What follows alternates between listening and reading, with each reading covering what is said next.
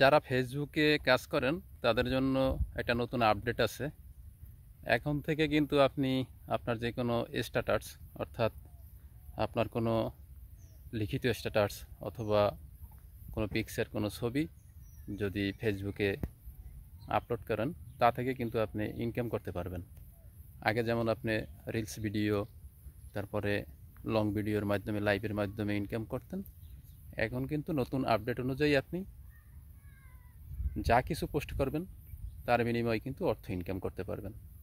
তবে এজন্য অবশ্যই আপনাকে কপিরাইট মুক্ত হতে হবে।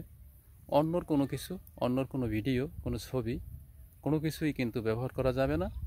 আপনি যে ভিডিও বা যে ছবি যাই আপলোড করেন সব কিন্তু একদম আপনার নিজস্ব হতে হবে, অর্থাৎ নিজস্ব ক্যামেরা দ্বারা তৈরি করতে হবে সেই সমস্ত ভিডিওগ্রাফি। তাহলে আপনি কিন্তু তার মাধ্যমে ইনকাম করতে পারবেন। আর তাছাড়া যারা এখনও কাজ করতেছেন, হয়তো সফলতার দ্বারপ্রান্তে যেতে পারেন নাই, তাদের উদ্দেশ্য করে বলি, আপনারা নিয়মিত কাজ করে যান, অবশ্যই আপনারা সফল হবেন। কারণ পরিশ্রম কোনোভাবেই বিফলে যায় না। পরিশ্রম করলে সেটা সফলতা অবশ্যই আপনি পাবেন। তবে মনে রাখবেন, আপনি কপিরাইট কোনো কিছু ব্যবহার করবেন না। অনেকে কিন্তু আছেন ওই যে অন্যর ভিডিও, অন্যর ছবি, অন্যর ভিডিওগুলি নিয়ে তারপরে কিন্তু আপলোড করেন এবং তা থেকে কিছু একটা করতেছেন। কিন্তু আসলে এটা আপনার সাময়িক সময়ের জন্য যদি কিছু করতে পারেন, কিন্তু এটা দীর্ঘমেয়াদে কোনো কিছুই করতে পারবেন না। একসময় না একসময় আপনি ধরা খাবেনই। অতএব অন্যর ভিডিও ব্যবহার করা থেকে বিরত থাকুন, তাহলে দেখবেন একসময় অবশ্যই আপনি সফল হবেন। তবে সেজন্য নিয়মিত কাজ করে যেতে হবে এবং পরিশ্রমও করতে হবে।